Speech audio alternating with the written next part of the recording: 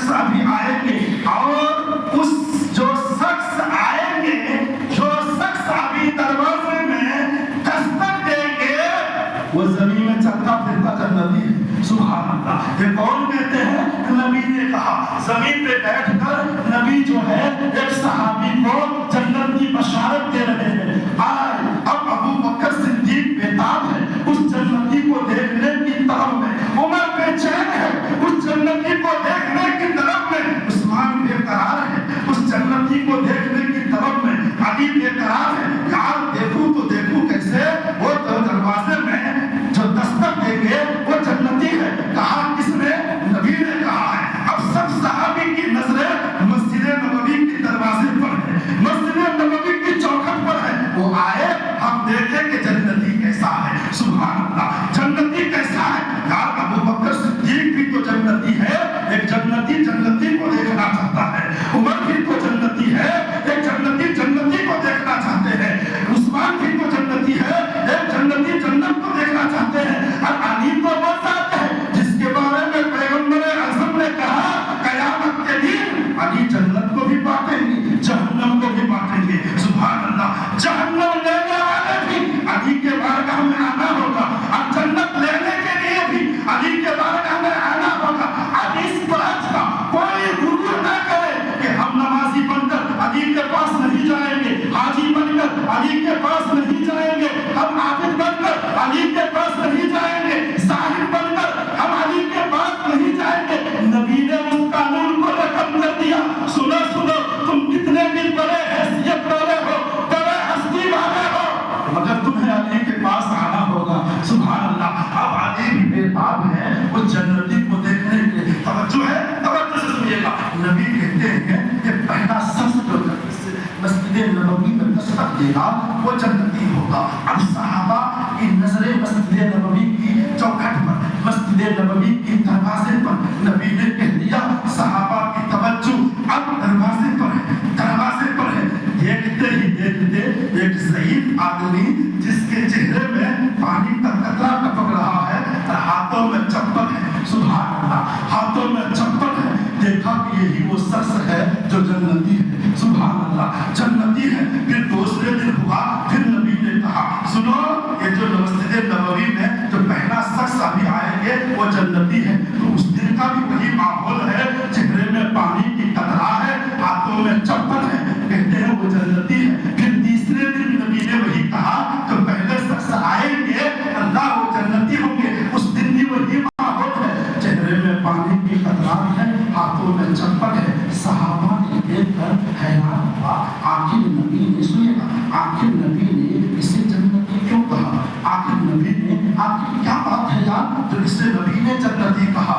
اللہ اکبر۔ حضرت عبداللہ بن عمرو ایک صحابی ہے، اس نے یہ خواہش کیا کچھ دن تک اس کے پاس رکو اور دیکھوں کہ یہ عبادت کون سا کر رہا ہے۔ سبحان اللہ، کون سی عبادت کر رہے ہیں، کون سی نیکی کر رہے ہیں، کون سی نیکی، کون سی عبادت، کون سی سجدہ کر رہے ہیں جس کے بنیاد پر نبی نے اسے جنت کی خوشخبری دی ہے۔ سبحان اللہ، جنت کی بشارت دی ہے۔ حضرت عبداللہ بن عمرو نے جو ہے ان کے ساتھ ہوا، اور جب ساتھ ہوا، ساتھ ہونے کے بعد ایک دن گزرا، 2 دن گزرا، اختلافی روایت ہے، بہرحال ایک رات رکے یا ایک دن رکے، تو اس نے کہا جیسا میں عبادت فرض میں بھی پڑھتا ہوں یہ بھی پڑھتے ہیں، نفل میں بھی پڑھتا ہوں یہ بھی پڑھتے ہیں، سنت میں بھی پڑھتا ہوں یہ بھی پڑھتے ہیں، تہجد میرے پاس بھی ہے ان کے پاس بھی ہے، تلاوت قرآن میرے پاس بھی ہے ان کے پاس بھی ہے، درود نبی پر میرے پاس بھی ہے